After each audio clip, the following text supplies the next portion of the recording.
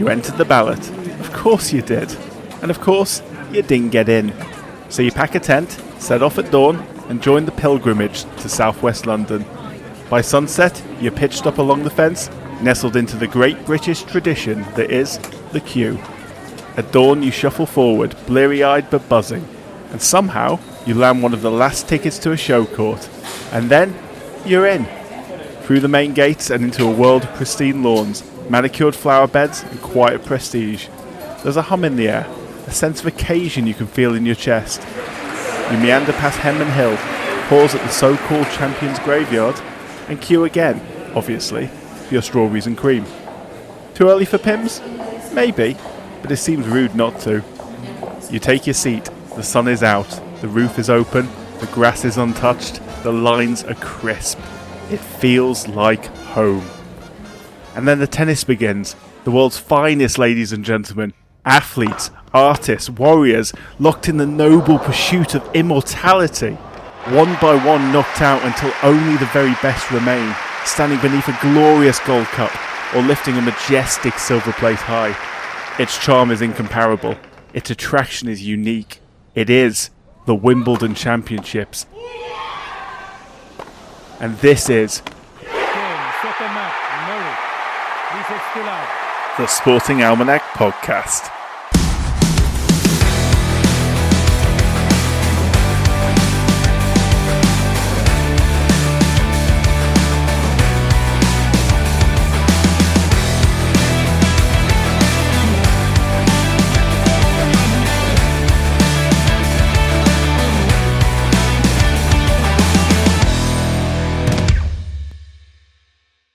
Good morning, Jack. A morning recording session. Yeah, another one. Trying to avoid the heat of the midday sun because it is already very, very warm here and it's only going to get warmer in the United Kingdom. It's boiling hot, which is why I feel so grim. And apologies to anyone if my voice sounds a little hoarse. I am nursing a hangover, having been at Headingley for the first day of the test match between England and India yesterday. Where England are getting their arses handed to themselves. It happens from time to time. It's a long old series. But could go either way. But, Jack, the start of test match summer and other major established sporting events like the British Grand Prix on the horizon, and the focus of today's episode, the British sporting summer, has begun. You described it last week at the end as being like embraced warmly by your culture, and I think that is such an excellent way to describe the Wimbledon Championships. It is the most quintessentially British thing, but I think it's also brilliant because it links like all the class distinctions you have in Britain, the upper class, the working class, the middle classes. I think it just bridges that line between everyone. It is quite a prim and proper event, but it's open to everyone. Everyone can go visit. Everyone can get the strawberries and cream. Yes. It's British. It's Britain encapsulated in a single place for 2 weeks. And I love it. Wimbledon, yeah. BBC, big screens in the city. Everything's white, flowers, people queuing properly. Yeah, you want to learn how to queue? Go to Wimbledon. It's home. It's home. It is home. And it's always brilliant. It's always fantastic from a sporting point of view, as well as everything else. And it has a lot of history behind it. Does have a lot of everything history. We love. It's the oldest tennis tournament in the world. It has that much history behind it. Yeah, it barely is predated by the sport of lawn tennis itself, which I'll come to in a sec. It was very, very quick from the invention of the sport. Why don't you come to it now? Tell us about it now. Why don't I come to it now, yeah. So I really like the way tennis came about, because obviously we've talked a lot about British invented sports, specifically football and rugby, where they came from. And that is largely they were played at public schools. They're all team sports. And then tennis is obviously not that. Tennis now is the most watched non-team sport in the world, notwithstanding the fact it can obviously be played in doubles or team events like the Davis Cup. It's the fourth most watched and the sixth most played sport on the planet. It's very different in its roots compared to other sports. I did not know that. I didn't know it was that popular. That's fascinating. It's so popular. Yeah. Badminton is played a little more because obviously it's played very heavily in China, which has a ludicrously massive population. Distorts the stats, yeah. Yeah, it's the fourth most watched sport in the world. Oh, that's incredible. Yeah, it is. So one similarity between the invention of tennis and other sports was in the late 19th century, people had a lot more spare time than they used to. Obviously, with the empire, the British Empire, as affluent as it was, and a lot of expendable income in the United Kingdom and a growing middle class as well, people had more spare time and a desire to fill it with fun new sports and games. So tennis itself has some precursors. The game of fives, which is like squash played without a racket, so you play with your hands. Similar sports have been played back to Roman times, and a early version was definitely played. Similar sports of thought to have been played back to Roman times, I should say. But the earliest definitely played version was played in the 12th century by monks in France, which was called Jeu de Paume, the game of the palm. Appropriately named. Yeah, next up came the sport of real tennis, which is a very similar sport to modern-day tennis, but played indoors over a net where the walls and floors are both used. There's big links between that and aristocracy. Henry VIII famously played it. There's still a court at Hampton Court, and there's many in Paris. It was very popular amongst the French aristocracy until that was brought to an end, and actually played a notable part in the French Revolution when a real tennis court at Versailles hosted what was known as a tennis court oath, where members of the Third Estate, who represent the common people of France, vowed to remain united until they gained a constitution in their country, which was the first time French citizens had openly opposed the monarchy. 3.5 weeks later, the Bastille was stormed and the French Revolution began. I was going to say, how did that go? Yep. So, similar sports also, rackets and squash. Rackets and squash are very similar, just the ball and the racket are slightly different to one another. Racket was a sport invented in debtors' prisons in London, obviously opposed to real tennis, which was linked heavily with royalty. So yeah, people had a lot more time on their hands. The invention of the lawnmower in 1830 meant that a lot of their recreation took part on their lovely, lush lawns at manor houses out in the countryside. From the 1850s through to the 1860s, the big thing was croquet. Croquet people were obsessed with. If anyone doesn't know what croquet is, you play with a mallet and a ball. Boss game. Yeah, it's very fun, trying to hit between targets in the ground and then try and hit a middle spike. It was a good game for men and women to play together. At this point, women were discouraged from playing any sports with any amount of physicality, so they were allowed to do things like archery, croquet, horse riding, which were deemed to not be too physical, but anything beyond that. Horse riding. I know, but they had to sit side saddle and stuff. Yeah. That was once a time. Anyway, sorry. Conservative Victorian etiquette. You could do a whole episode on it. It's weird, isn't it? We always mention this. It's like the juxtaposition or whatever it is with the Victorians. Like the brothers and sisters of the Victorian era are basically responsible for every modern day sport, but were also left a lot to be desired in terms of how they were run and their other wider conduct. It's very interesting from a historical point of view, but yeah, I mean, women had very little power at this point, very little opportunity to even do recreation in the same way as men. We've already talked about what happened during the First World War, women getting the opportunity to play football. This is actually a very interesting story, and I'll come to it now. But yeah, so as I said, croquet essentially gave men and women the opportunity to converse with one another before they were married, which Victorian etiquette, absolutely mental. Very limited opportunity to do that. But by the 1870s, the fad of croquet had faded, and the well-to-do of Victorian England were ready for a new lawn game. Enter Walter Wingfield, creator, entrepreneur, retired army officer. And he was looking for a new way to make money and decided the best way to do that was to create a new game called lawn tennis. Created with he built it around an aristocratic veneer. Essentially, it was just marketing when it came down to it. Nice. In order to market initially to the upper classes and then have the middle classes desire it because obviously the rich and the famous of the day were playing it. Aspirational, yeah. Yeah. So in 1874, he started selling tennis kits that could be bought from shops or mail ordered. They would cost 5 guineas. Again, going back to what a guinea is, but that's equivalent to about £500 today. We're actually at a very lucky point in inflationary terms in that 1 guinea is almost exactly equivalent to £100 today. So it makes doing these conversions extremely easy for me. Oh, that's fun. Throwing one out to our Bank of England enthusiasts. And there's plenty of them around, possibly.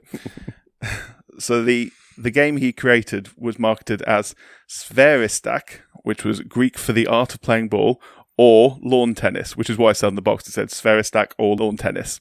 Unsurprisingly, the latter was the one that caught on. So it became popular very quickly. It was fueled by links to the upper classes and royalty, as I said, deliberately emphasised by Wingfield, with luminaries such as the Duke of Edinburgh, which was Queen Victoria's second son, and also Oscar Wilde taking up the game. Nice. While they soon moved on to the new fad, golf in Wilde's case.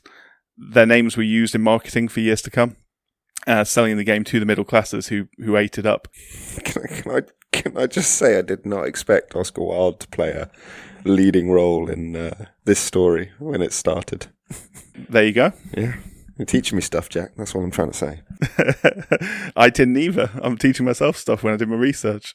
The kits came with 6 basic rules of tennis, most of which are still used today, such as the ball can't bounce twice, you have to serve from a certain position. The difference was it used hourglass courts originally, so hourglass-shaped courts, as in wide at the ends and narrowing in the middle. That's odd. Instead of a rectangular court. The rules were standardised in 1875 by the Marylebone Cricket Club, the MCC. Yeah, I knew about this, yeah. So they tried... Yeah, that doesn't surprise me, I guess. They've got the lawns, haven't they? And a popular sport, people want to play it there. They got rid of the hourglass courts and recommended rectangular courts instead. There was also originally a single point-based system, similar to like badminton or table tennis. 1, 2, 3, 4, yeah. However, Wingfield was a smart man, a smart marketer. He preferred that the game be marketed the same as real tennis, which was 15, 30, 40, same as tennis is today, as opposed to racket, the debtor's prison game. So preferring the royal game to the debtor's prison game, obviously to sell his game, hence why the scoring system used in real tennis is used. So no one's entirely certain why it goes 15, 30, 40, interestingly, instead of 15, 30, 45. Some say it's from clock faces, but since the scoring system predates the minute hand on clocks, it's definitely not that. What about... Then the explanation is to juice and advantage. Yeah, so they think it's because instead of going 15, 30, 45, then you'd have to go like 52 and a half, 60 to complete a point. It's 15, 30, 40, 50, 60 if juice is needed. So that's the theory, although it's bonkers. I guess it's people with too much time on their hands. It doesn't really matter anyway. No. But what I do like is the theory on why 0 is love. Okay, let's hear that. That's fun. The nice theory is it derives from playing for love, as in playing for the love of the game rather than for prize or reward. I want it to be that. It's not going to be that though, is it? Alternatively, it might be from the French word for egg, which is l'œuf, with eggs resembling a 0.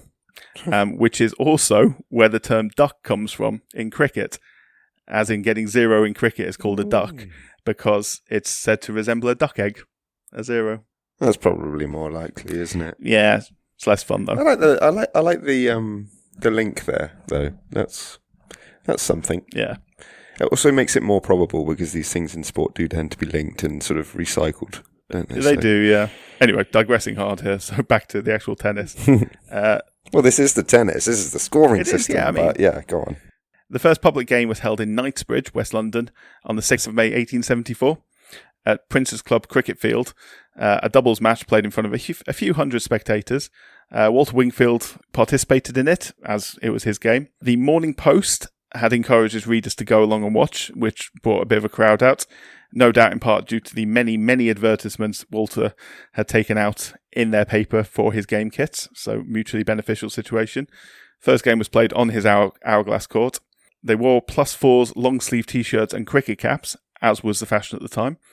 And the most important thing is it caught on ridiculously quickly. So bear in mind, this is 1874. 1875, the rules were first standardised. The first Wimbledon championships, and bear in mind, Wimbledon was not the first tennis tournament. The first Wimbledon was in 1877. So it caught on super quickly from being essentially a fad marketing ploy to being a proper sport, which I think is quite cool. That is quite cool, yeah. So tennis clubs were founded at this point. The first tennis club was formed in Leamington Spa, with many more to follow. It allowed, as I mentioned, a certain amount of socialisation between men and women and between classes, albeit middle to upper classes with the working class excluded. This increases popularity amongst upwardly thinking young professional men, the likes of lawyers and bankers, giving them social contacts they'd otherwise struggle to get. It also caught on with that type of people because a lot of them have played team sports at school.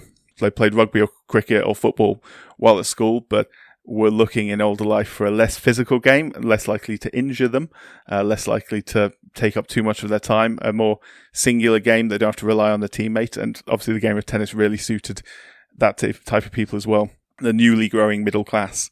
As I said, it's not just men it was popular with. The vast majority of sports in Victorian England obviously excluded women since they were deemed unladylike. Tennis managed to almost sneak it under the radar, piggybacking on the popularity of croquet.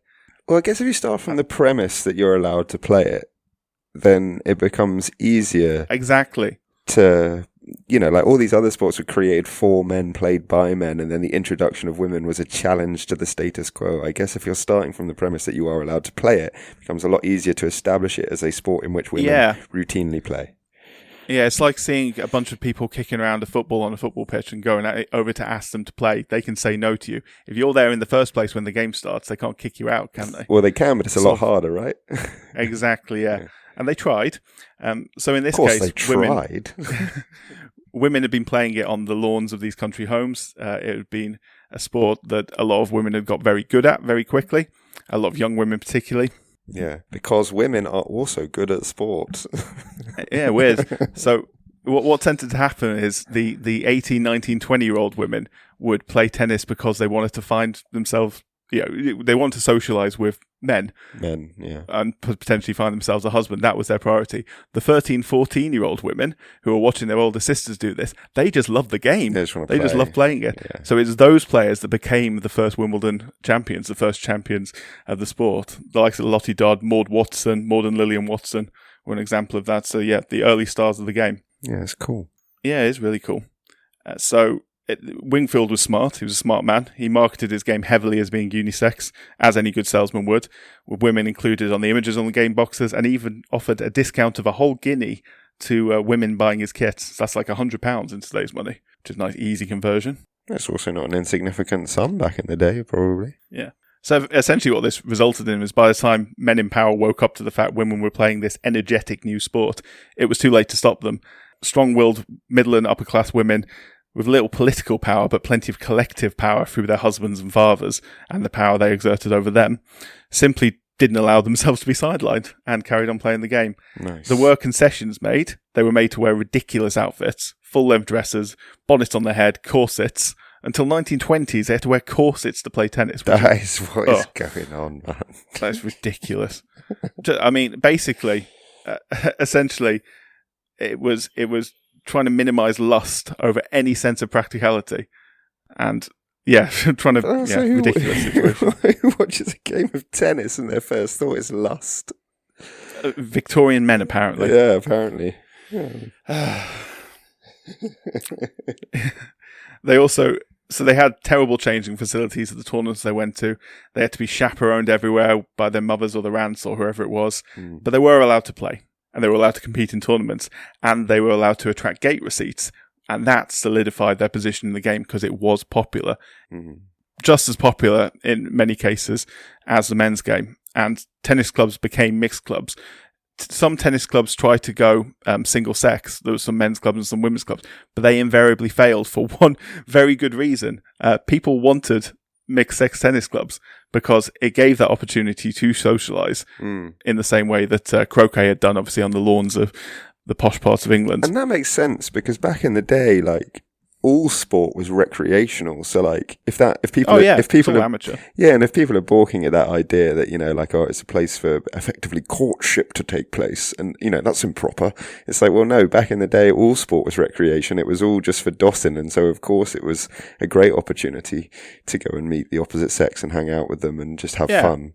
So that makes perfect sense to me. It was a controlled enough environment that it passed sort of the Victorian morality test, whilst being a free enough environment to allow enjoyment to be had, essentially. So it was a mutually beneficial situation. For women, it essentially meant that their game stayed on the same level as the men's game without rules getting changed, without the game being minimised or made into a secondary consideration. For men, it had probably a slightly more direct benefit in that there was a lot of accusations towards tennis players at that time, particularly from footballers and rugby players, that it was a soft game, essentially questioning the masculinity of the men playing the game. Well, if you're in a tennis club and there's lots of athletic young women going to the same club as you, that gives you a defense to go out and say, well, stop questioning my masculinity. I'm the one who gets to hang out with these beautiful young women in this environment. So it was a mutually beneficial situation, even if it's not necessarily the best reasons for being so. Protected the egos of men and let women play. Essentially, yeah. And egos of men is often what you've got to stroke in order to allow such things to continue, especially when men have all the power. There was also mixed doubles was growing in popularity as well, although bizarrely, some clubs restricted partnering in mixed doubles to spouses, siblings, or officially engaged couples only. So you couldn't just have the best male player and the best female player in the club playing together against other clubs, bizarrely. That is bizarre. Which you'd think would be logical. Yeah. Well, it didn't get it all right, that's what we're saying. But it was much more progressive than others. They definitely didn't get it all right because it took a long time for these women to be given any real power within the clubs in terms of positions on committees or anything like that. That was interwar period before that started happening, really. And it became about as close to equality between men and women that existed, but only middle class and above men and women. The working class was still largely excluded from these clubs, although there were some public tennis courts popping around which gave opportunity for working class people of talent to go and play the game, to display their talent and maybe get some coaching out of that. Particularly in America, that's actually how a lot of the great early American champions, and bear in mind, America dominated the sport of tennis until 2002, pretty much, for probably 100 years, since the early 1900s. Absolutely dominated it. Yeah, well, a lot of the great Wimbledon winners, Jimmy Connors, Sampras, McEnroe, they're all American, weren't they? So, yeah. You could say the same, to a slightly lesser degree, actually, about the women, but yeah. Yeah, it was a long old domination. Anyway, Wimbledon. Let's tell a bit about the history of the tournament itself. Yeah, how did it come about? I mean, this is lovely. It's tennis stuff and everything, but let's get on to the main event. So, as I said, a lot more expendable income, which wasn't just for giving people the opportunity to play the game. It also put more money in people's pockets for enthusiasts to go and watch the game, meaning there was a market there for these tournaments to come about and make people some money, which is always important. Yeah, it's all about the Benjamins at the end of the day. Indeed. So Wimbledon wasn't the first tennis tournament, but the All England club at the time was a croquet club originally, and it was in trouble because croquet, as I mentioned, had gone out of fashion. So instead, it's also using the croquet lawns. Not a great viewer sport either, croquet. It's not a good spectator sport as well. Yeah, weird that. So they tried lawn tennis instead. Generous to call it a sport, really. It's a game. It's fun. It's enjoyable. I would not criticise croquet or anyone who plays it, and there is no such thing as bad sport. That's our motto here on the Almanac, but it's probably not as good a viewer sport as tennis, to be fair. If someone set up a croquet championship that was of the size and scale of Wimbledon, I would want that person to teach me everything they know about marketing. Oh, absolutely. That person is a genius. Yeah. Sorry. Anyway, Wimbledon. Yeah, they tried lawn tennis and nailed it. That's pretty much it. The All England Croquet Club was founded in 1868 in Wimbledon, but by the 1870s, it really didn't take long for croquet to not be that fashionable anymore. But they made a good decision quickly to move on to tennis, and by 1877, the club's committee, led by Secretary Henry Jones, decided to organise a lawn tennis tournament to raise funds for the purchase of a new lawn roller, which is a good enough reason as any. Yeah, that's fun. Henry Jones disliked the variations in the rules across different tournaments and regions, and somewhat counterintuitively, he decided to create his own rules, which seems sort of part of the problem, but nevertheless, those rules did eventually become the standardised form, or the basis for the standardised rules that we play today, and it was very similar. The first Wimbledon tournament, it's very recognisable as modern tennis. Well, that makes sense because it is the oldest tournament in the world, and therefore you would have thought that all other tournaments would have taken its lead from Wimbledon. Absolutely. So most importantly, they introduced a rectangular court as per the MCC's standardised rules, as opposed to the hourglass shape, which is just easier, just a lot easier to comprehend, I think. Must be easier to draw the lines as well. Yeah, literally. I mean, obviously, as a coach, I a football coach, I am used to drawing lines on the pitch. It is not easy to get those things straight, let alone if you have to. The hardest lines to do on the pitch are the ones with any curve in them. So the penalty D in the centre circle. Absolute nightmare. So yeah. So the tournament was advertised in the Field Sports magazine in June 1877, inviting amateur gentlemen to enter a singles competition for a fee of £1 about £100 today, for the opportunity to win a Silver Challenge Cup. So the first Wimbledon Championship began on the 9th of July 1877 with 22 amateur players, and it would remain amateur, as I said, until 1968, competing in a knockout format on the grass courts of Warple Road.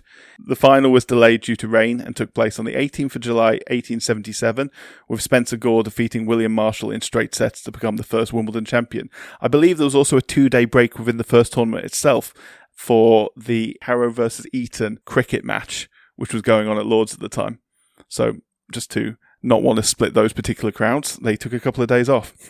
So spectators paid £1 each to watch the final, with an estimated 200 people in attendance, marking the birth of what will become the most prestigious tournament in the world. Indeed. There we go. And that's how we get to Wimbledon. That is a very good potted history of how you end up with one of the most prestigious and established sports events in the world. I should also mention before I forget, 1884 was the first women's single, so that is 7 years after, but still pretty early in the day. It just goes to show how deep the history of women's sport goes, and we will get into that more in the future. Wimbledon is going to be an annual event. I hope the Almanac will be going on for many years to come, and I absolutely will dive into some of these wonderful early women like Maud Lillian Watson, Lottie Dodd, Susan Longlen. Yeah, nice. There will be opportunities. Of course there will be, because as you say, this is going to be a pillar of the sporting calendar for us. So, it's going to be one of those ones we're never going to not do Wimbledon. Exactly. Well, I mean, is it worth saying? I was only going to add, like, in the Open era, it's not just the All England Lawn Tennis and Croquet Club. It's now in collaboration with the Lawn Tennis Association, the LTA being the national governing body for tennis in the UK. So yeah, that's how we get here. I mean, the grass court season, I find this fascinating about tennis. The grass court season is really short. Mainly, it's ridiculously short. It's basically just in England, and I think there's a couple in the eastern United States. Yeah, there is one in Germany as well, but there's not many tournaments. Halle in Germany. I think it's Halle or Hull. Halle, I think it'll be. Nice. It's a very prestigious event. So yeah, I think Federer used to go there in warm-up for Wimbledon, but over here, obviously, it's Queen's, which is just concluded, and with a women's edition this year. But on the women's circuit, you also have Nottingham, Birmingham, and perhaps more famously, Eastbourne. Yeah. But that's kind of it. Yeah, I mean, lawn tennis was originally lawn tennis. It was originally played on grass. The first variation in a court was it's very difficult to maintain good grass in the south of France. So what they started using instead was red clay, which is why clay is the most popular surface in France. Obviously, the French Open played on red clay. And I think the US... it was practicality. We originally went to clay. It had grass, and then it went to clay, and then it went, I think, green clay, and then it went to hard court, obviously, which is what it is now, and the Aussie Open is also. Hard courts are relatively recent. Yeah. But yeah, it's fascinating. I mean, obviously that means the inference there that everyone can draw is that Wimbledon is the only major played on grass. The traditional surface, obviously, therefore the best, obviously. So, should explain for anyone who doesn't know, different surfaces offer different challenges to players. Yes. A clay court is slower, which gives you more time to get about the court, so rallies tend to be longer, and it favours players who are quicker and fitter and can move across court and maintain long rallies, such as Rafael Nadal, who until his retirement dominated the clay court scene for the best part of 2 decades. Yeah, forever. Our lifetime. And yeah, hardcore's fast. Very fast, but bouncier as well. Yes. Wimbledon tends to be low and fast, which is a bit more, tends to lead to shorter rallies. Yes, that's the thing about grass, is that the ball does not bounce as high, but it's still fairly quick. And if you manage to win it all, you get quite a lot of cash. You do. And whether or not you're a man or a woman nowadays, you get the same amount of cash, which is... You do get the same amount of cash. I think the prize money is 50 mil, or it might just be over this year. In 2024, the winner got 2.7 mil. This year it's going to be £3 million. £3 million for winning a single tournament. I mean, you get plenty of money even for just getting there, even for getting knocked out in the early rounds. If you get knocked out in the first round, you get 66 grand. I wouldn't say no. Yeah, 66 grand for a defeat in the first round. And if you get given a wild card... About twice as much as the average salary in the United Kingdom, that. Yeah. And if you get given a wild card, you've effectively been given 66k because you won't have qualified. Which is, it's insane. I mean, prize money was only awarded for the first time. Well, it's the open era, basically, for the first time in 1968. Yeah, it's been equal prize money since 2007, I think. Oh, is it? Men and women are paid the same. That's pretty good since 2007. I thought it was more recent than that. But I think Venus and Serena Williams had a big impact on that. Unsurprisingly. Obviously, their stratospheric fame and ability. And the fact that they kept winning. Yeah, I mean, it was first awarded in 1968, and back in 1968, they got 26 grand for the pot, and the men's title earned 2 grand, which is the equivalent of about £44,000 in the modern day. And the women's single champion only received 750 quid, which is the equivalent to about 16 grand, just over 16.5 grand. How times change. Yeah, so, 16 grand and 44 grand to 3 million is quite a significant... and exponential growth. It's such a popular sport in the TV era. It is such a good sport to watch on TV. It's very easy to follow. It's very enjoyable to watch. Very visual and easy to track. The ball's easy to track. Bright yellow ball. Did you know why the ball's yellow? Did you know why? Because tennis balls used to be white, and since colour TV was introduced in the 1970s, they changed it to yellow to make it more visible. Oh. But do you know whose idea that was? Probably the most famous person on the BBC. National treasure. Sue Barker? No, even more of a national treasure. David Attenborough? David Attenborough. Was it? Whose idea that was. Or who, certainly, maybe not his idea, but certainly who popularised it and got that changed. There you go. Random fact about David. That was 50 odd years ago, and that's crazy. The man's still going strong. That's absolutely crazy that he's responsible for, or partially responsible for yellow balls in tennis. Yeah, it's fun, isn't it? That's absolutely insane. Yeah, people's lives take you in all sorts of different directions. I mean, what a life. Is it worth... Do we want to talk about the modern format of the Wimbledon Championship? It's quite simple, actually. So yeah, I don't think it'll take long. Go ahead. Yeah, it's very simple. I mean, it's all pro these days. Well, that's not strictly true. You can be in it as an amateur, but it's a professional tournament because tennis is professional, and it's a single elimination tournament. Me and you can get real geeky about the setups of tournaments and the way in which you can formulate them and things like that. But the gentlemen's singles, 128 people enter it. Ladies singles, 128 people enter it. The only difference between those two events is that the gentlemen play a best of 5 sets and the women play best of 3. Do we know why the women still play best of 3? Because it's such a incredibly professional, well-attended sport, and there's literally no reason that women can't play 5 sets. It's just tradition? Or has it just not quite reached the call to change it yet? Well, I don't know. I think it's probably a combination of factors. Tradition probably being the thing that underpins it all. But I would say that scheduling is another. And for grass courts, for instance, you have to factor in wear, which is probably a modern phenomenon that is taken into account in a way that perhaps wasn't at the forefront of the mind originally. And then maybe to a lesser extent, the commercial viability of it.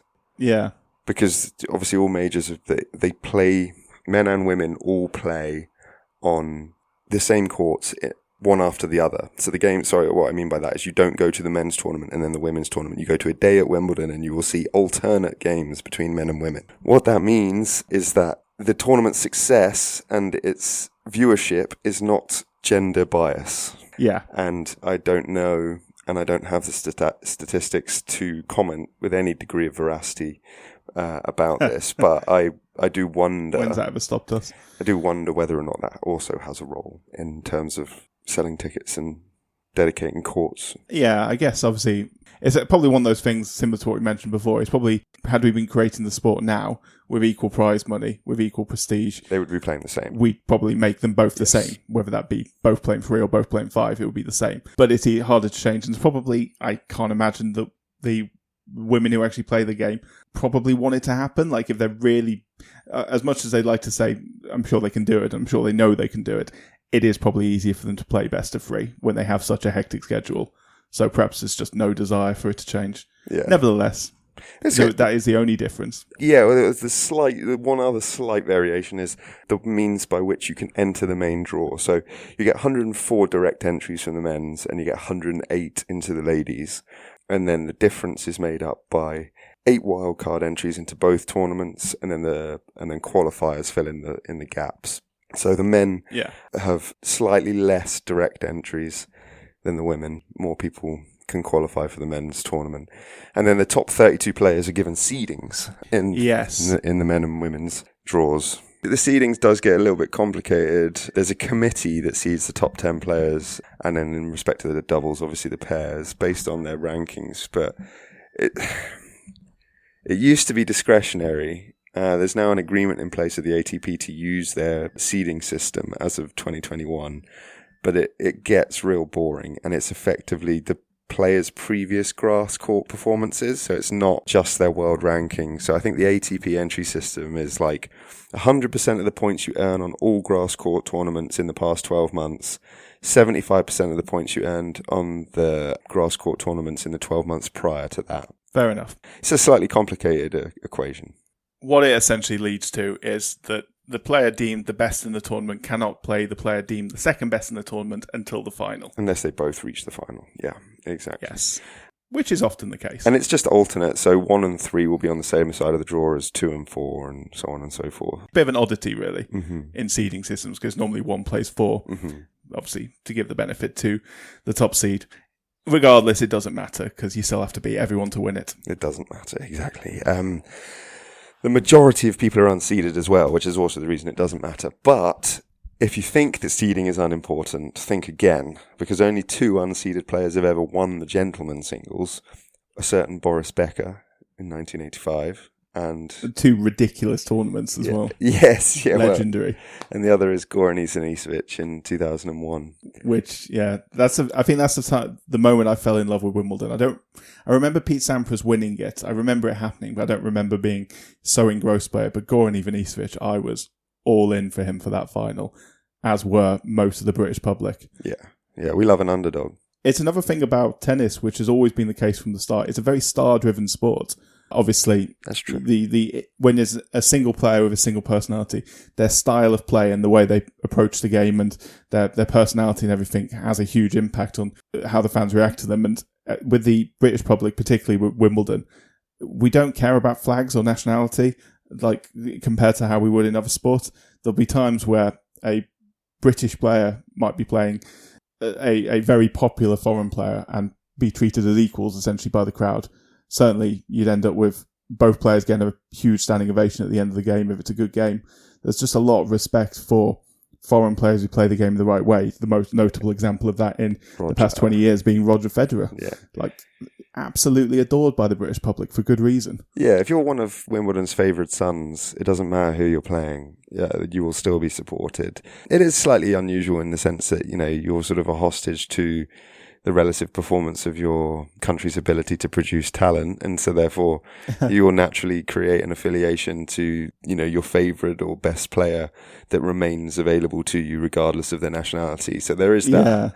But the fact that Andy Murray is a bit of an oddity in the men's game, in that he's a British player who actually won Wimbledon, which hadn't happened for 80 years, ridiculous, since Fred Perry. Yeah, no, well, exactly, and that doesn't mean we're not partisan. I mean, when Murray was at his pomp, we were partisan, and Tim Henman before that as well. Yeah, but what would probably be fair to say is if you were, the next rung down of talent, like a Dan Evans or someone like that, you would be well supported at Wimbledon, and people would definitely want you to win. But if you were knocked out by Roger Federer, people wouldn't be devastated. Yeah, that's what it comes down to. Obviously, everyone who goes as a tennis fan, there's a huge appreciation for playing tennis in a certain style that's eye-catching, that's elegant, and Roger Federer, that's why he's so popular. Yeah. Not just talented, but so good to watch. The man. But yeah, sorry. No, don't say sorry. I don't know if you want to know any more about those seeded victories, because I can shit all over Becker's if you want. Do it. Only to say, in 1985 there were only 16 seeds, and Becker was ranked 20th. So in the modern day, Becker would be a seeded player to have won the tournament. And so it's a little, disingenuous to claim that was sort of like other than the fact that he was an actual child, it was a bit disingenuous from a seedings perspective. I was going to say he was 17 years old at the time. Yeah. And then Isan Isevic, on the other hand, was ranked 125th when he won, and he also was a wildcard entrant. However, it's also fair to say that even Isevic was a damn good player, and actually been a finalist 3 times. He's been ranked number 2 in the world, and he was only ranked so low because he'd been injured, basically, for a long period of time. But it was still an incredible story, especially because he had lost 3 finals before. He was this nearly man, very volatile player, very almost split personality kind of player who could go from being brilliant to being terrible in a moment. And we, the British public, love someone like that. We love a flawed hero. Yeah, and he nearly had his pants pulled by Henman in the semis, but the rain stopped play, and even Isevic rallied afterwards, and well, the rest is history, as they say. In 1996, the title was won by Richard Krojcik, who was originally unseeded. He was ranked 17th, and only 16 players were seeded, but he was promoted to a seeded position when a chap called Thomas Muster withdrew. There is one other person to have won the title unseeded. Marketa Vondrousova. Yes, ranked 42. In 2023. Yes.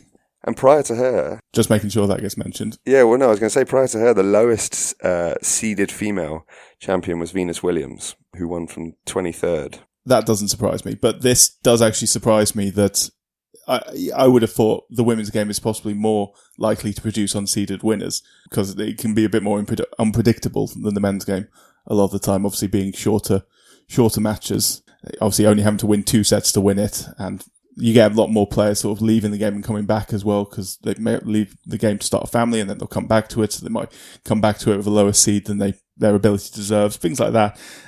I'm surprised that was the only one. Although, again, and that's a bit of an anomaly because she was coming back from injury. She would have been ranked way higher because it was 2007. I mean, the other people that we mentioned earlier, that the 2 other ways of qualifying, wildcards and qualifiers. Qualifiers have also done well at Wimbledon. It's not unheard of. Most famously, from a British perspective, is Emma Raducanu winning the US Open as a qualifier. Which we'll probably... That was incredible. Yeah, we'll probably speak about another time. But qualifiers can do well in tournaments. It's just very, very rare. There's a massive qualifying tournament held a week before Wimbledon at the Bank of England Sports Ground in Roehampton. The singles qualifying competitions are 3-round events.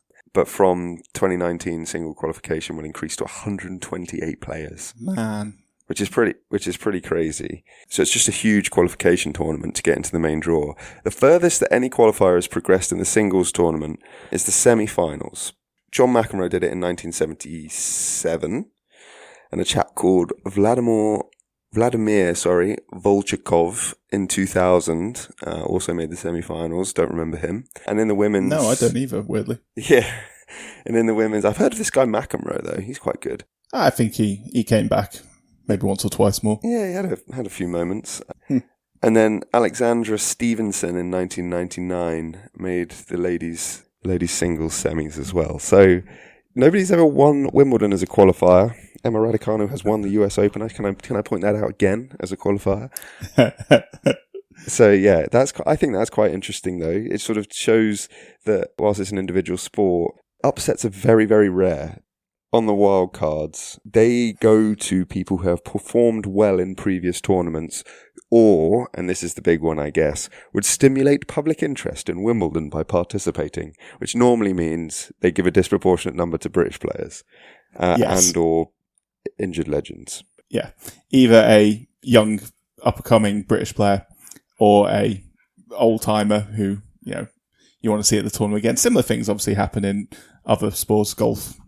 Once you've won a tournament, often you get a place in. Slightly different with golf, though, because the field is slightly, you can increase the size of the field a bit easier. Yeah, definitely. And can I quickly say, before we move on to perhaps talking more about the event itself, like is in the games or the stars. Yeah.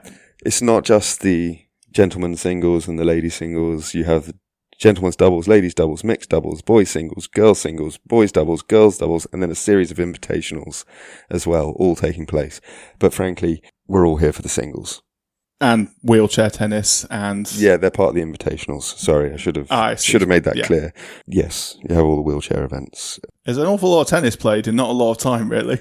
Yeah, and it's all on TV. I mean, even the boys and girls singles sometimes make TV if British players get there. You certainly get the highlights. All of those tournaments are popular, and again, those games are mixed in amongst the singles and stuff. I think some of them start a bit later because obviously the men's and women's major events are the headline shows with the highest number of participants. If you want, by comparison, in the gentlemen's doubles, there are 64 entries, same with the ladies. Mixed doubles is only 32. Boys and girls singles, 64-person tournaments. So, like, they stagger them throughout the week, the 2 week, the fortnight, but they are all played amongst one another. So, yeah. That's the tournament itself. That's what you're gearing up for if you're going to tune in. People who are familiar with Wimbledon might know quite a lot of that, but I think nonetheless it's quite interesting. Yeah, what do you want to talk about next? I mean, I can go anywhere, mate. I can go on to the infrastructure. I can tell you about the courts. I can tell you about the makeup of the fucking grass again. Go on. Right now, tell me the grass. I want to know the grass immediately. Don't spare any details. Okay, the grass. Right, let me find this, mate. I do have it, which is... That's what happens when you have a demanding co-host. Okay, the grass. Prior to 2001, the grass was a combination of ryegrass and creeping red fesco, or fescue. 70% ryegrass, 30% the other stuff, the creeping red. Creeping red is best adapted to because it's... good for draining soils in cool temperate climates. Prefers shadier areas, is often planted in the shade for its tolerance, which obviously makes sense in a stand or in a court surrounded by stands.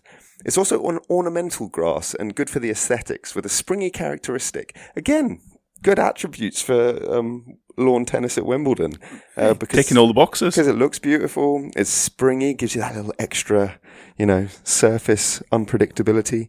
But since 2001, the court has basically been sown with 100% perennial ryegrass, which is a grass native to Europe, not to be confused with the grain rye, and is traditionally a grazing grass used for pasture. It's also popular on lawns, and most grass court tennis courts use it. I think the change was made to improve the durability of the grass and strengthen the sward. Well, obviously. To better withstand the increasing wear of the modern game. The sward being the upper layer of soil, especially when covered with a short layer of grass. So there you go. There's the grass at Wimbledon. You didn't think I could deliver. I'm always here for our horticulturalists. No problem. I always believe in you. You have a lack of faith in my faith in you. So there's nothing, to me, there's nothing better looking in sport than day one of Wimbledon, how good the grass looks. Now, it does tend to fade as the days go on, especially around service areas around the back of the court. But, day one, nothing looks better than a freshly cut Wimbledon green grass. Mate, it's beautiful. Court. It's a beautiful place. The reverence. Well, it's the true. reverence in our voices. It's true. Like, it's, the flowers, like the colours. Yeah, like you say, the grass is pristine. It's just got everything. It has everything. Cues, strawberries. What more could you want? Oh, mate, traditions. Yeah, well, now that you mention them, allow me. So, I don't know what order to do this in. I'll do this in order of as if you were seeking to attend. So there is the ballot for those outside of the UK. Actually, there's a ballot for everyone, but those who don't live in the UK will be less familiar with it. You have to sign up for a ballot to get tickets. It's extremely oversubscribed. I think it's like 4 to 1, something like that. Get tickets. So, very difficult. But if you don't get tickets, do not despair, because there is another way, perhaps a more famous way of getting into the grounds of Wimbledon, which is to get into the queue. And it is just called the queue. And yes, we are famed for queuing. And yes, we do have an actual queue for Wimbledon. It's really fucking long. You have to get there 4 a.m., maybe even earlier. Some people camp overnight. You can get centre court tickets and court number 1 tickets through the queue, but there are obviously very, very few of them, so you have to be right at the front. But you can get ground court tickets, which give you access to courts. I think it's probably 3 and beyond now, because court 2 is bigger, but possibly includes court 2. So that's how you get in. Once you're in, strawberries and cream, naturally. That's what you'll be indulging on. I actually had tickets this year, but I can't go. My mate Justin, who you know, got us both tickets. Whose name is actually Jack, but that's my name, so he's Justin. Got us tickets, but unfortunately it clashes with our summer gala at the football club, so priorities. That is, yeah. Heartbreaking. Better not be centre court tickets, mate. No, just open tickets. Okay, that's fine. That's forgivable. Okay. So yeah, if you're strawberries and cream, if you're not eating strawberries and cream, you might be drinking champagne if you can afford it. If you allow yourself. So yeah, that like it's all highbrow stuff. But get to the courts. Oh, actually no. Before we get to the courts, the Orangi Terrace. Do you know what the Orangi Terrace is? I actually don't. Yes, you do. You just don't know what it's actually called. Has been known over the years as the Radzetsky Ridge. There we go. Henman Hill, and more recently Murray Mound. Most still call it Henman Hill. It is a bank within the grounds outside of Centre Court, and Centre Court has a huge screen on it where people gather to watch the games that are going on within it with their ground passes. I did assume that's what you were talking about, but I didn't want to spoil your You want to burst my bubble? There. You could have burst No. it. I would never. Yeah, so that's a whistle stop of your traditions as a fan. But if you're going on to court, then you better be wearing all white. Otherwise, you're getting kicked the fuck out. It's a strict all white dress code for competitors. I think you're allowed a modicum of colour on like a collar or the sole of your shoe or something like that. But don't take the piss, otherwise you're getting fined. The sole of your shoe. Yeah, it's honestly, it's something absurd like that. But that's the most famous one, in fact. Yeah, even off-white or cream is considered a violation, apparently. Yeah, damn right it is. Male players originally wore cricket whites. Did you know? Oh, so they played cricket in whites and the women played in corsets. That seemed fair. Yeah, fair. But yeah, all white is taken very seriously, but it does make it look cool. You know, you can still make fashion statements. I think the Williams sisters have done some cool stuff over the years. Roger Federer's worn his cardigan. Yeah, people can still be flexible. Roger Federer can do whatever he wants. Roger Federer is probably the only man who could get away with wearing like all red if he wanted to. I don't even think the organizer just be like, yeah, go ahead, Roger. You earned it. No. But he never would. He never would. Maybe you're right, actually. He just wouldn't, would he? That's just Roger, a classy operator. Talking as if we know him here. Weird. Well, I mean, he's won 8 Wimbledon titles. We basically know him. I feel like I know him. Yeah, exactly. And then, yeah, beyond the all-white dress code, you've got the ball boys and girls, which everybody will see on the TV. They have their dress code. Average age of 15, apparently. I didn't know. Predominantly taken from year 11 and 10 in the British school system, which, can you translate that to American for us? That would be the 9th and 10th grade. Okay. I think they're one below. Yeah, because the 12th grade is senior in high school, which would be year 13 for us. Okay, yeah, so they're allowed to be a boy and girl up until year 13. They can do up to 5 tournaments. Their brief is, and I think this is a bit of a relic, to be fair. Not sure it would be coined if someone was drafting a motto for them or a guidance note for them tomorrow. But it says they should not be seen. They should blend into the background and get on with their jobs quietly. Which the majority do, the majority of the time.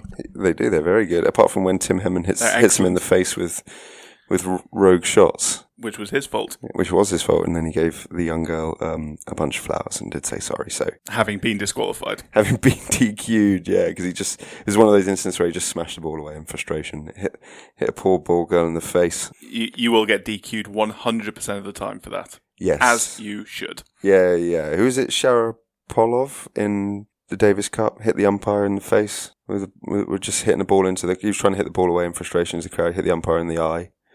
I could forgive hitting an umpire more than I could forgive hitting a ball boy, or girl. Yeah, well, DQ'd immediately. Who was it? Kyrgios was saying should have been DQ'd. He had that really fiery game with Tsitsipas, that's it. And Tsitsipas smashed the ball into the crowd, and Kyrgios was like, don't you get DQ'd for that? And he didn't, because it didn't hit anyone. And Kyrgios was like, that's a bit of a perverse rule. Why's he got to hit someone in the face before you get DQ'd? Which I think he's got a point about. Yeah. I agree with Nick Kyrgios sometimes, to be fair. I like Nick Kyrgios. That might be one of those examples. He's very entertaining. He's very entertaining. I'm such a shame he's got so many injuries, because I really hoped he was going to get a slam when he made that Wimbledon final against Djokovic. Yeah. But yeah, what else were we going to tell you about the ball boys and ball girls? They receive a certificate.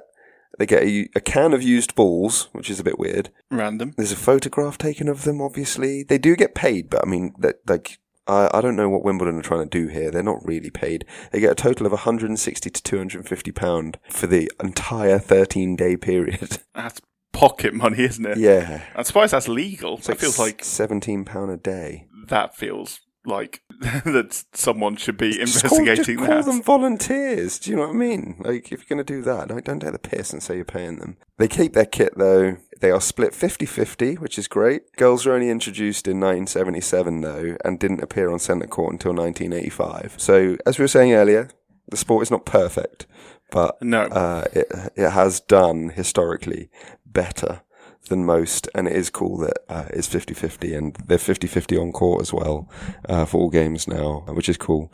And then the final tradition I was going to mention, which is just, because it's fun, is the Wimbledon Championship dinner. Wimbledon Champions Dinner, sorry. Formerly known as the Champions Ball, invite event at the end. Obviously, the two champs go. Traditionally, they dance together. Okay. And there's a picture of their respective trophies, like it's just a tradition, which is fun. Fair enough. I got a couple more random facts. Yeah, if you like. Of course. We love a random fact. So I like this one. The tournament employs, and I'm saying employs because he does a very important job, a resident hawk named Rufus, whose job is to scare away pigeons predominantly. So anyone who's ever been to London will know there's a lot of pigeons, yeah. Pigeons are everywhere. So Rufus does a valuable job. That's a cool job. Rufus the Hawk. Yeah, legend. Rufus the Hawk. Players are always referred to by formal titles as well. Formal honorifics. So I think Miss, that's Mr. just been dropped. Mrs. Has it? Oh, I did not know that. Yes, but you are right. You're not wrong to raise that, because that is traditionally what's been done, but I think it's just been dropped. I'm okay with that. Yeah. Bit old-fashioned. Indeed. But you were going to say, though, that it was Mr., Miss, all that stuff, which is what the umpire would traditionally announce players as, and it appears on the scoreboard that way as well, although men don't have their prefix. I think it was only women. Okay. In that case, I'm okay with it going. Yeah. Yeah, other quirks? I got some others. Do you want me to chuck out a couple more? These are less traditions, just interesting facts. Yeah, go for it. The relationship with Slazenger is the world's longest-running sports sponsorship. Cool. They've been providing the balls for the tournament since 1902, which is pretty cool. Yeah, I know. In my research for this, there was deals between early champions and Slazenger, like obviously to market their rackets and stuff. And I was surprised how far back Slazenger went. Mm-hmm. Really. Yeah, same. Very ubiquitous in British tennis. I really didn't know that they were that long-standing either. From a playing perspective, it's the only major that retains a nighttime curfew. Matches can continue until 11 at night, but under the lights, but not beyond that. The challenge is, apparently this is because of transport connectivity and getting visitors home safely, but... Fair enough. But I think it's more a whinge from the rich people that live in Wimbledon. Also probably likely. Yeah. It's a very affluent area. It is. Rain used to stop play across the tournament, and still does, except on centre and court 1. It rains a lot here, guys, for those who don't know. Yeah, so anyone who doesn't know anything about the United Kingdom, it actually rains a lot here. Not today, unfortunately. I would love some rain, because it is the course of this recording slowly getting warmer. Yes, it is a hot day. But even in the middle of July and June, we're partial to some rain. So, yeah, they now have roofs. We can talk about the courts if you want. I can go into a bit more detail about that. But that is a fairly recent change in the two show courts having roofs put on them. Yeah, it was on centre court first, and then very recently, I think, on number 1 within the last couple of years. Yeah, just pre-COVID, but yeah. Oh, was it? But yeah, God, COVID distorts time. Yeah. That's a couple of years ago, COVID, wasn't it? Jesus. They used to play on the middle Sunday. There used to be no play on the middle Sunday, but that's now changed. It was traditionally to give the grass a break. Yeah. But like technology, etc. That was always, it was never going to last too many games played now. Yeah. And this is a really sad one. All in-person line judges are being replaced this year by the electronic line calling system for the first time in the 147-year history. Why? I don't know. The unceasing march of technology against our traditions and our labour. Yeah. Oh, I hate that. I don't understand why you can't just have retain the challenge system. I guess because people are saying, why should I lose because of a cock-up? But, like, how often does that happen, right? Because that's sport. Yeah. Like, It happens. I could go into a rant about this. It's happening in baseball as well, or potentially happening in baseball. There's now a review system in baseball. Yes, there are some very bad umpires, and yes, there are going to be line judges who are better than others in tennis, but that's sport. Both players have to deal with it. Yeah. And it's only a single point. Single points always seem important if they're contextually a set point, a game point, or something like that, or even a match point. But across the course of a game, you're going to get a handful. It's going to make a very small difference to the result. Yes, I agree. Don't like that. I'm not a big fan of it either. I know it's the way things are going, but, what's wrong with having your judges make the initial call and having the technology there to back it up? What's wrong with mistakes in sport? Yeah. I mean, players make mistakes, but then people would say that that's how the game's supposed to be defined and blah, blah, blah. Yeah, I get it. All right, let's not go down this rabbit hole. Let's talk about the grounds quickly. The courts. Very quickly. There's 19 of them. Show courts, centre court, court 1. They're obviously used exclusively for Wimbledon. There have been a few exceptions to that. Davis Cup, Olympics, that sort of thing. Yeah, I was going to say the Olympics, yeah. Yeah, the other 17 are used for other things occasionally as well, other events and things. But centre court is where it's at. It's the iconic venue. The grounds are beautiful. The stadium is beautiful. The flowers are beautiful. The setup, it's much bigger than you think. If you've never been, you should try and go. It's a very, very cool place. Capacity just under 15,000. It's got the Royal Box in it. You can sit in there through invite as well. Like famously, you get people like Beckham sat in there. Usually hosts the final and the semis. A lot of earlier round games played in centre court, but obviously it normally involves top-seeded players or local favourites. Yes.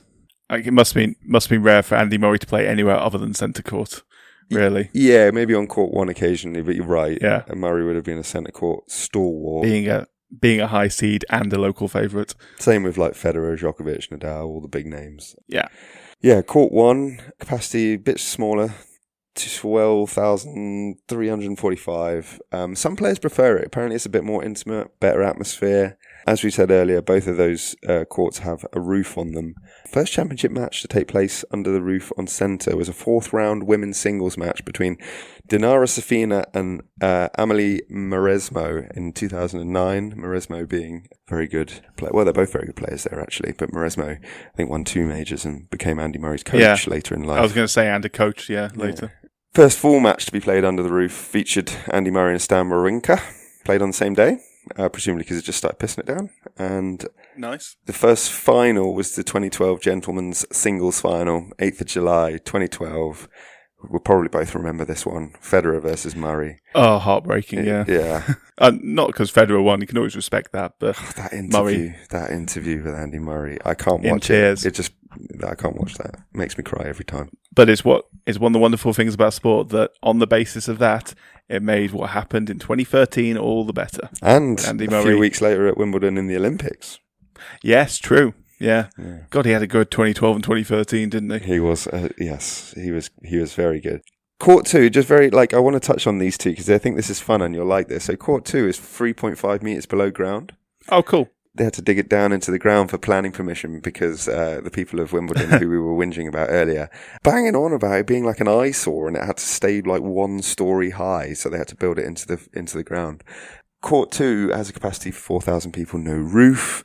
The old court number 2 has been renamed court number 3, and the old court 2, so now 3, was known as the Graveyard of Champions because it's a good name. Yeah, because so many highly seeded players have been eliminated there during the early rounds over the years, including Ilie Nastase, John McEnroe, Boris Becker, Andre Agassi, Pete Sampras, Martina Hingis, Venus Williams, Serena Williams, Maria Sharapova have all had their pants pulled in the Graveyard of Champions. That's a hell of a list. Yeah, you can see why it's got its name, right? Close to being everyone. Yeah. So, yeah, that was just a fun stat. That's all I really want to say about the courts. There's loads of them. But why don't we talk about some of the games or the protagonists who have been on the courts? It is all about the games and the players. As I said earlier, it's such a personality and such a hero-driven sport. And the Wimbledon public and the British public they love a champion. Love a champion regardless of where they're from in the world. They do. And the most wins, God himself, the Federation. Sir Roger Federer. Can we do that? Can you get one? We if can. You're not a citizen. You can give it an honorary one, but let's make an exception. I think there should be some movement for that. If Beckham's getting one, I love Beckham, but not an 8-time champ at Wimbledon. Also won it 5 times between 2003 and 2007. Like, if you haven't gathered, Jack and I are very big fans of Roger Federer.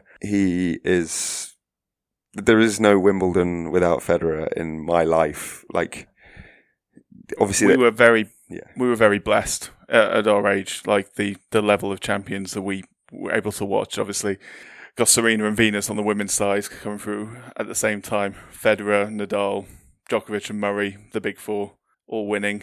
And of those, by some obviously we love Andy Murray too, but Roger Federer was iconic, like Tiger Woods, like Usain Bolt. And he's been involved in some of the great finals, even the ones he lost, like when he lost to Nadal in 5, when he lost to Djokovic in 5, when he had a match point against Djokovic. Like, some of the greatest Wimbledon finals you've ever seen. Basically, what it demonstrates to me is that, you can debate until the cows come home which of those 3 in particular you consider to be the greatest of all time. And obviously the statistics would suggest it's Djokovic now, but that's not always the full picture. We would say Federer, I think. But I think what that demonstrates is that if you were going to win Wimbledon and Roger Federer was in that tournament, you have to go to the depths and be at your very, very best to beat him. Yeah. I don't know if he's ever lost a Wimbledon final not in 5. He might have lost one in 4 against Djokovic. He's never been straight-setted in the final, I don't think. Federer lost 1 against Djokovic in 4. The rest have been 5, and 2 of those have gone to extra sets at the end. So obviously 9-7 against Nadal, and then I think it was like 12-10 against Djokovic. Yeah. That absolute heartbreaker in 2019. Yeah, that was a sickener. 13-12. Yeah, that went all the way to a final set tiebreak. They just changed the rules. That is a sickener. Federer on grass is like the pinnacle of the sport. If you can beat him, then you've done something miraculous. Banging on a little bit here about the men's side, Navratilova has won 9 women's titles. Yeah. Which is insane. She also won 6 in a row. She's also got the most match wins at Wimbledon, 120. Federer's got 105. But yeah, anything. I mean, like I got one game I want to talk about. But you got anything else you want to mention about like events, players, people that you? I mean, we've mentioned Becca winning at 17, which is absolutely barbaric. I'm going to assume you're going to talk about Federer and Nadal. Oh no, I wasn't. I was going to go more niche than that. You do Federer and Nadal then, if you want to have a dabble. Well, I mean, I can have a quick word on it. Let me just get my notes up, because you've done what I've done to you early in the episode now, caught me unawares. 2008 men's final, yeah. So widely regarded by many as the greatest match in tennis history, certainly at the time. 4 hours, 48 minutes, which is an epic, relentless shot making, 2 rain delays, momentum swings left and right, and eventually Nadal ending Federer's 5-year reign at Wimbledon in near darkness, 9-7 in the 5th set, which was, we talk about what it takes to beat him. That's what it takes to beat him. Yeah. And Nadal was an incredible player in his own right, obviously almost unbeatable on clay, but brilliant player even on grass. Yeah, he got 2 titles himself, didn't he, Rafa? Yeah, along with, was it 9? No, he got more than that. French Opens, was it more than that, 13 or something mad? Yeah, it's mad.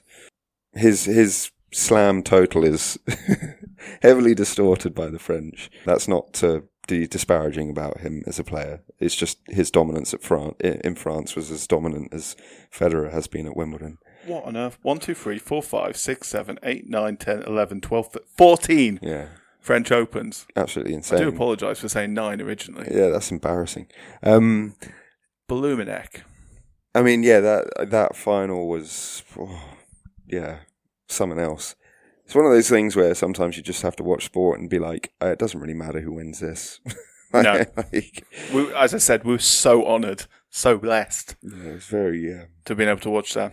Like you say, gone down in history as possibly the greatest game ever. But I know recency bias probably playing a role here, but that Alcaraz Sinner final in the French this year where Alcaraz saved 3 match points. And God. Came from 2 sets down and 5-4 down in the third.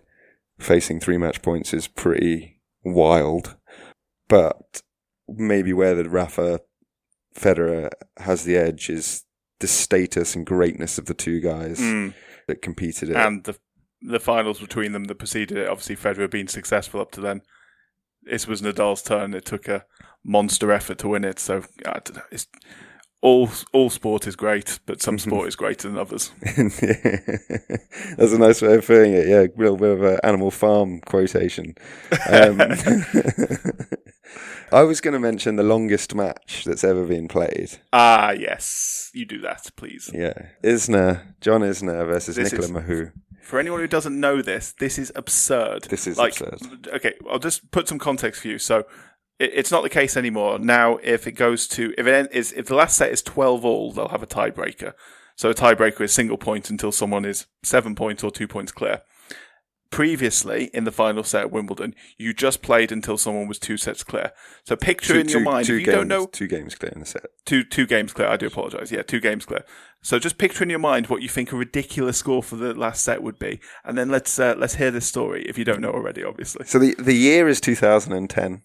The round is the first round, which makes this even more ridiculous, I think. Because Nicolas Mahut had qualified. He qualified. John Isner is in the main draw. They're both good players. They are both decent players, yeah. Very good players. And they're both much more famous than perhaps they might have been for this game. We're on court 18, and Jesus Christ. It's an 11 hours and 5 minutes game.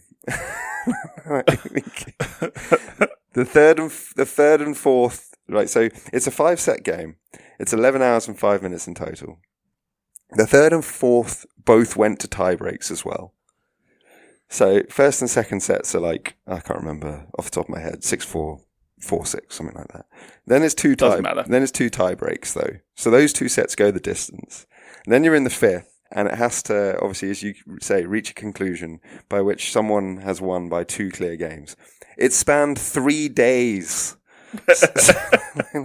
So Tuesday, they started on the Tuesday. Stop on health and safety grounds. The game started on Tuesday at 6:13 in the evening, and they played until 7 minutes past 9.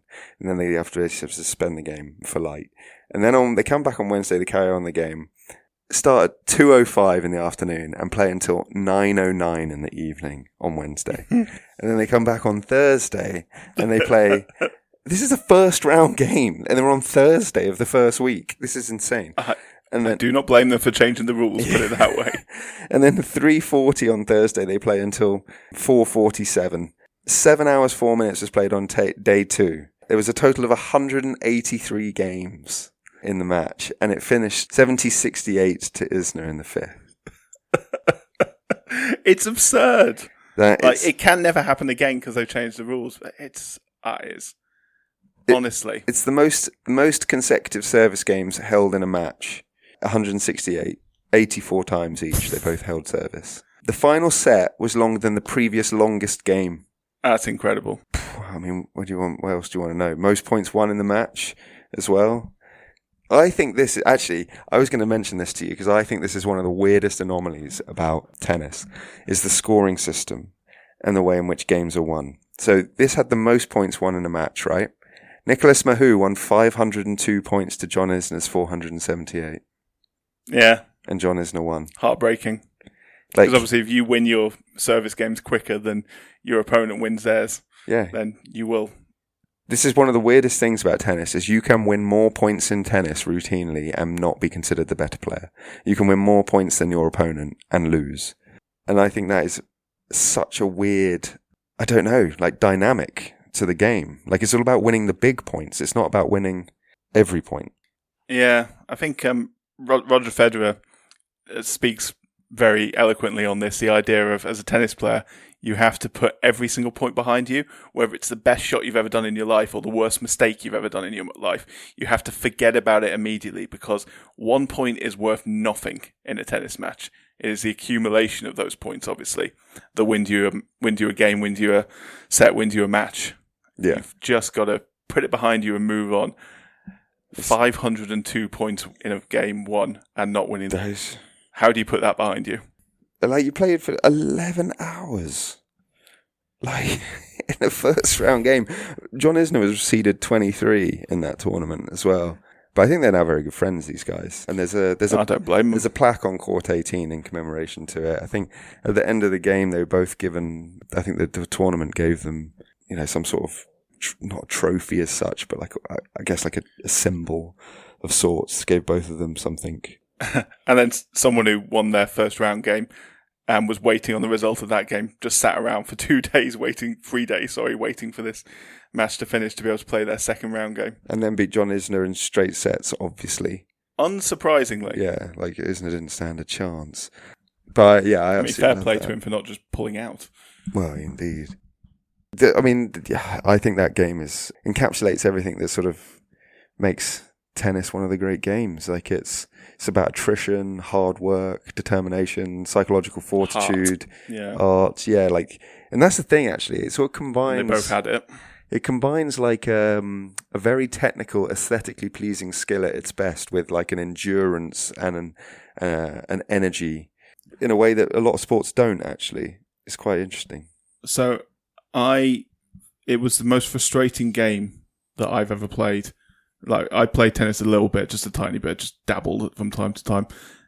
I found it so frustrating because I knew what I was capable of.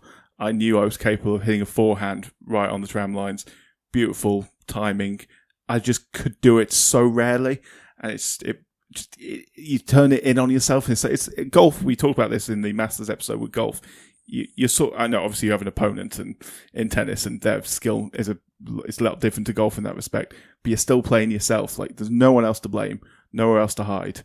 It's you against your own mind a lot of the time. Yeah, definitely. I guess where it is different to golf though is that, like, your opponent can defeat you, whereas in golf you sort of defeat yourself, right?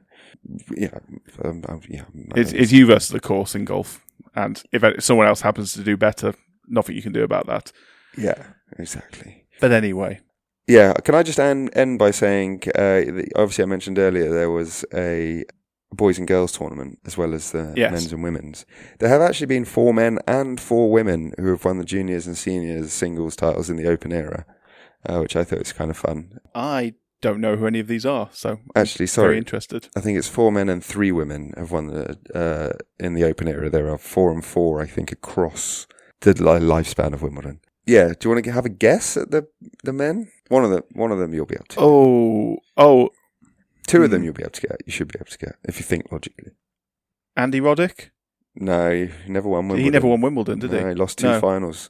He famously said about Federer, after Federer beat him in a final, I threw the kitchen sink at him and he threw the bathtub back. So I know he's won a boys Wimbledon. That was why I guessed that. And then immediately after I said it, realised he never actually won Wimbledon. And that was heartbreaking too when he lost that final. Yeah, well, that's the quote I was just giving you. It's funny. Yeah. No, just tell me. All right. I'll be guessing all day. Pete Sampras? I don't know. No, I would have guessed Pete, but no. Bjorn Borg, Pat Cash. Fair enough. Stefan Edberg, and Roger Federer. That would have been an easy one to guess. Yeah, that's the one I thought you'd go with first. And then I thought you'd guess Borg just because of his record at Wimbledon being so incredible as well. Yeah. What a player. What an icon. But yeah, the women are Ash Barty, Martina Hingis, and the aforementioned Amelie Mauresmo. Okay, cool. Yeah, it's cool, isn't it? It's very impressive, actually. It just goes to show, and this comes back to your point on scouting a little bit. Like, these are players who are the absolute best in the world at the age of 16 years old, and how few of them then go on to win majors. And don't get me wrong, I'm sure a lot of them go on to become good professionals, Andy Roddick being an example, but yeah, shows what can happen. Development, you are nowhere near developed at 16, other than Roger Federer, obviously, who's always a don. Yeah, well, exactly. He'll always be Wimbledon's greatest son. Yeah. There has not been anyone better at the tournament ever. Yeah, even if someone ends up winning more than him, and it will happen, all records are made to be broken, it will take a lot for that person to be as beloved and as well respected and as admired as Roger Federer. Indeed. But this year it's likely to be the new I say they're new. They're not really new anymore. It feels new, but again, because years have flown by recently. Yeah. So your Yannick Sinners of this world, your Carlos Alcarazes, Novak is still in the mix, to be fair to him. The Zverev will probably be around, trying to go deep. Kind of those 3 or 4 on rotation at the moment. Yeah, let's see. There might be a shock. Yeah, and then the women's side, anyone's guess. It's very open, women's tennis. Always has been, yeah. Well, I mean, less so when Serena Williams was playing, to be fair. Less so when Serena Williams was playing, when Martina Navratilova was playing. Steffi Graf, in her pomp, was also extremely good. I say extremely good, she's like one of the greatest of all time. Yeah, but that's Wimbledon. We're gearing up. We're ready to go. We mentioned Sue Barker in passing earlier. I wish she was still presenting it. That also just did something for me.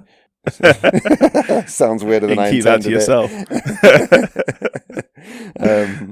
But yeah, national treasure, that woman. That she is a national treasure. McEnroe hopefully be on comms. Yeah, he's very good. He's very, very good. You cannot be serious. Oh, Sue Barker has the same birthday as me. There you go. There's a fun fact. Oh, there's a fun fact. Obviously not the same birth. Yeah. No. Although, as you mentioned, she's aging like a fine wine, so. We are both getting very weird now. Maybe that's our time to take our leave. Yeah. Yeah, Wimbledon. Need we have said anything else? I don't think so. I just think tune in, watch it. If you're in the United Kingdom, it is the BBC. Yeah. If you miss anything, it's all on the red button or wherever it is now, iPlayer. And yeah, I don't know where it is going to be broadcast abroad, but as you tell me every week, Jack, I should just tell people to go on Google. Or Bing. Other search engines are available. They are. Where are we going after Wimbledon has started?